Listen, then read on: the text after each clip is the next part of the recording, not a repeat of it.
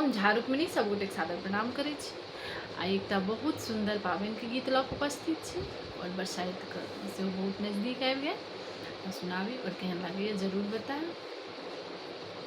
निज नैहर बाधिया बैसली दुआरिया हे शुभ पावनि दिन में। निज नैहर बाधिया बैसली दुआरिया हे शुभ पावनि दिन में। मोर सासू के हान कठोर हे शुभ पावनि दिन में।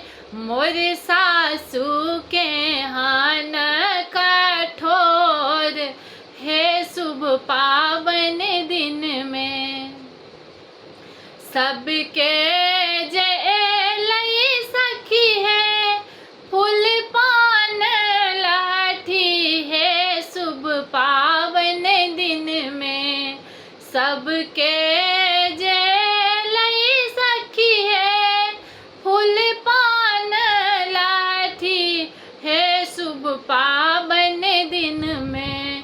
मोर सासू के हान कठोर हे शुभ पावनि दिन में।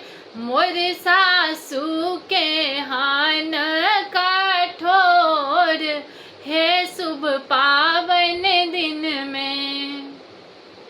सबके जे लई सखी गौरी बिसहरी हे शुभ पावनि दिन में।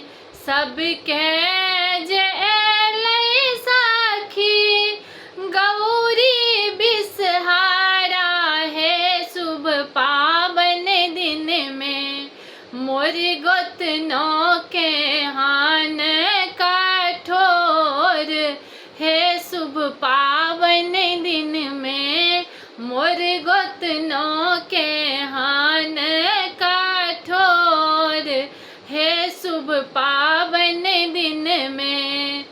सबके जे लई सखी है डाली सजा कहे शुभ पावनि दिन में। सबके जे लई सखी है डाली सजा कहे शुभ पावनि दिन में। मोर ननदो के हान कठोर हे शुभ पावनि दिन में। मोर ननदो के हान कठोर हे शुभ पावनि दिन में। निज नैहर बाधिया बैसली दुआरिया हे शुभ पावनि दिन में।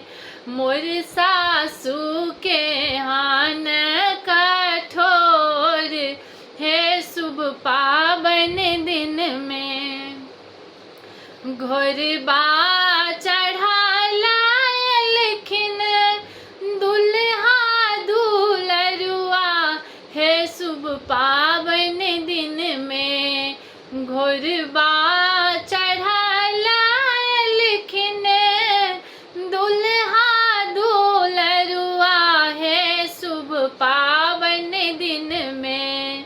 लेने एलखिन लहंगा पटोर हे शुभ पावनि दिन में।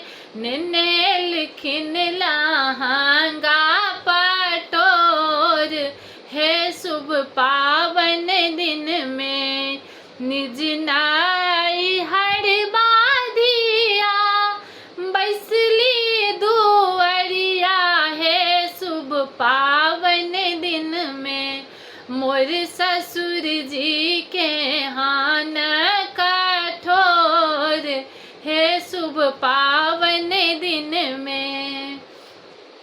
पहिरी ओढ़िए सुहावे पूजा पर बसलनि हे शुभ पावनि दिन में। पहिरी ओढ़िए